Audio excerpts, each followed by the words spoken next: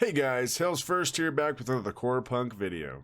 So we are into episode 6 of Alumio's Wiki series. And on this one we're going over the general open world and open world PvE and PvP interactions. This is going to be a long one, so sit back, take a break, and enjoy the ride. Here we go. Starting off with a direct quote. We want to strike a good balance between PvP and PvE gameplay. In some areas near settlements where player traffic is heavy, there will naturally be a greater risk of being attacked. However, the farther out you go from these heavily trafficked areas, the lower your risk of being engaged in random PvP. We absolutely understand that a huge portion of the MMORPG community prefers a fully PvE gameplay experience. This is why we chose to create an open world with wasteland areas, allowing players to determine the extent of their involvement in PvP. Choosing a location near a settlement to farm comes with greater chance of being engaged in PvP. Similarly, choosing an area far away from a settlement comes with a lower chance of PvP involvement. We don't wish to implement mechanics that place heavy-handed limits on PvP. We believe that the open wasteland areas will help to balance gameplay between PvP and PvE in a natural, more appropriate way. You will have the option to travel deep into the wastelands to minimize the chance of being attacked by other players, but it won't be possible to entirely avoid the threat of attack from other players in the open world. Additionally, Corepunk has randomly generated solo dungeons that give you the opportunity to farm without ever going into the open world if you wish. Data from the closed beta test will allow us to better understand what, if anything, we need to change in this regard. Now, I think that this is the absolute best way to do it. Don't make it just pure PvE areas. Make it so in the PvE wanted area, the wasteland, that you can still get ganked. That someone can still murder your ass while out there. Because maybe I want to go out there to farm something. Maybe there's something in the wasteland that I need. Well, I'm going to go out there. And if I see somebody out there, I'm going to fuck them up. It's just what's going to happen, guaranteed. Or they're going to fuck me up. One of the two. Either way, that adrenaline rush of having that in the game is what you want, right? That's why we're all running to this game. If you're trying to get into this game and you're not excited about the big letters of PvP, you're in for a rough time. All right, on forward. You can use wards that'll lift the fog of war for you and your allies in an area around the placed ward, which is going to be very useful. There is corpse running. That's gonna be so awesome. If you guys don't know what corpse running is, you're gonna learn real quick. It's getting back to your corpse to get your gear because it's just gonna be stuck there. Yeah. The worst corpse runs were in the game called EverQuest, where they were so deep in the dungeons that you didn't know how you were ever gonna get back there. Like sometimes, I remember staying up hours past when I wanted to go to bed. Had to work the next day, just exhausted already. 4 o'clock in the morning comes around. I'm still waiting for people to help me get back to my corpse. Like it's a real part of the game. It's fun though. It makes dying have a reality, which is big. I like it. Versus, I don't know, games where you have instantaneous respawns, where dying has no real penalty. You're like, oh, I'm going to get right back up. Oh, next game I'll be fine. No. If you drop your corpse, and it's 200 million miles that way, and you're like, oh, fuck, what do I do? And this guy's like, hey, buddy, I'll help you out. Nope, now you're fucked. It's good, guys. I'm getting sidetracked. There's a returner item that will behave like a Hearthstone from World of Warcraft, teleporting you back to the linked location. Linked location being, I'm sure, whatever city you choose. There are buff totems interactable in the world, which will give your whole party a buff. Expected. There are chests in the open world. Yep. Vision in the open world is shared between allies and ally wards. Now, that's awesome. So if I'm standing over here, and you're standing over here, we can see each other's fog of war clearing. I like that. Default party size is 4. We knew this already.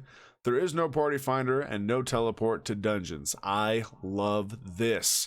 This completely pushes for people to interact That's right. In a world of social media and keyboard warriors, people will actually have to interact and have a good time together without just being able to click a button and having the world handed to them. You got the Grubhubs of the world for that shit. Then we got any party with more than 4 people is considered a raid group, which you can guarantee the Legions of Darkness are going to run at least 12 deep at all times. And we don't know yet the max limit of open world raid groups. Well, they talked about it a little bit. And they said 12 is where they wanted to keep it. They don't want it to get too big. They don't want it to be like Zerging. But I remember somewhere hearing somebody said possibly 20. I'm not sure. But that's all we know for now. Sorry. The world bosses.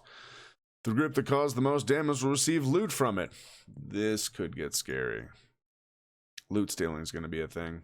You're going to have tanks pop in there, right? You're going to have a group of probably pyromancers, if I had to guess, just waiting. And group's going to start attacking a boss. If I had a whole group of 12 pyromancers or a raid party and just blast the boss one time and get enough to steal it, it'd be great. Another direct quote here.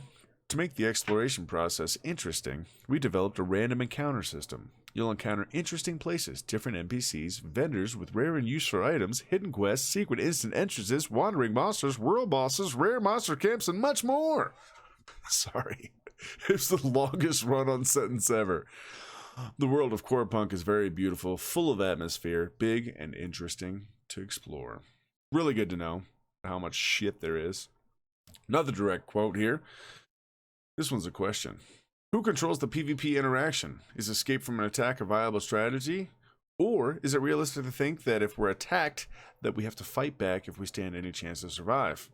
And they said, whether you engage an attacker or attempt to escape is entirely your choice. If you don't wish to engage an attacking player, you have all the tools you need to make your escape. Of course, not every escape effort will be successful. A lot depends on your gear, build, personal skill, and character class. If you're under attack with only 10% of your HP left, it won't be easy to run from a fireball flying in your face.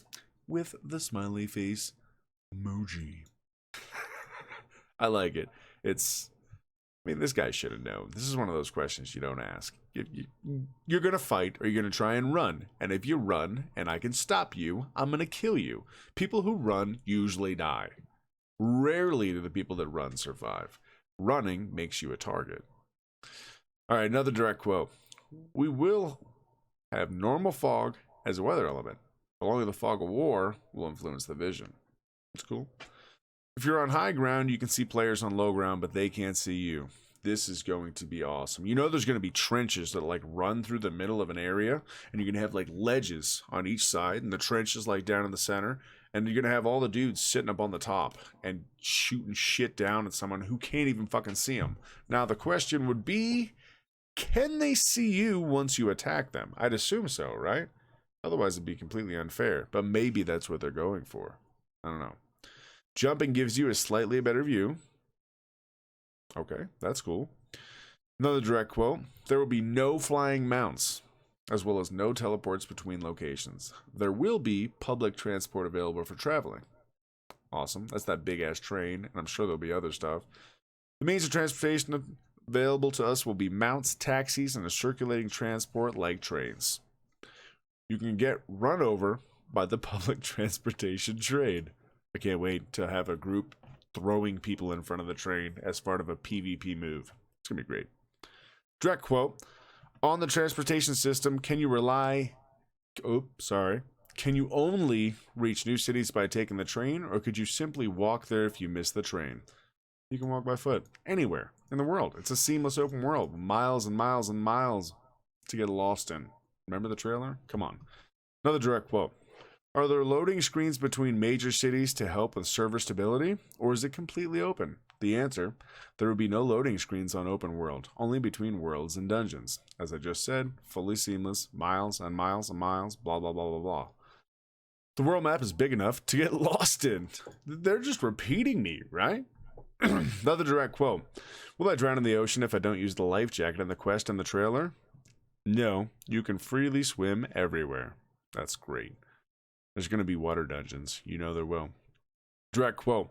We are not going to have any in-game mechanics which will benefit Zergs. We see more tactical PvP between big groups of players. We're going to implement several in-game mechanics for this.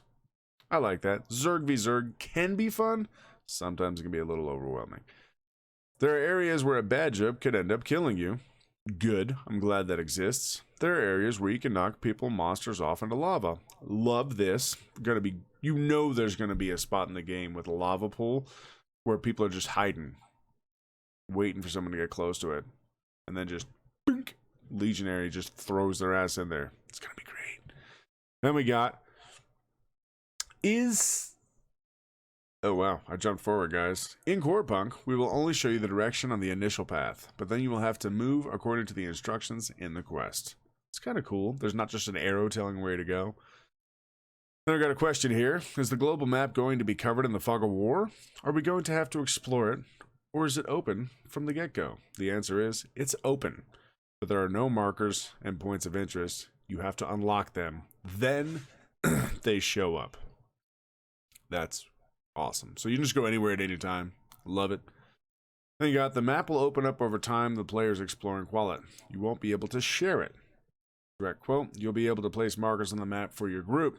So if they can't see it, they can still see the markers, what I'm guessing. They want to add voiceovers to every quest. That's a lot of voiceovers. If this is as ambitious of a project as they're attempting, that's a ton of voiceovers. I'm not sure. Jesus, do you hear this? It's fucking COVID over here. Then you got another quote. It's a question. You mentioned that there's going to be weather changing. What can a player expect from that? Is there going to be a blizzard, a sandstorm, or tornado, or just rain? And they responded with, rain, wind, fog, sandstorms, and dead. Don't have tornadoes, though. We have the ability to add snow to any location. We thought about making the seasons, but there's no need yet. Though we technically can, night influence the mob spawn rate. That is cool. There's a couple other games where that happened.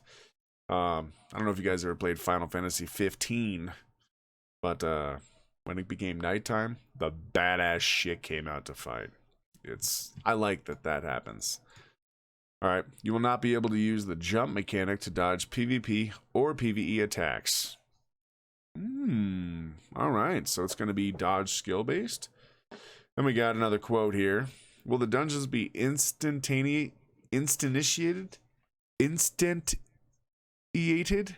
Or can any player enter? That's weird. I don't feel like that word's spelled right. Or maybe I just can't read.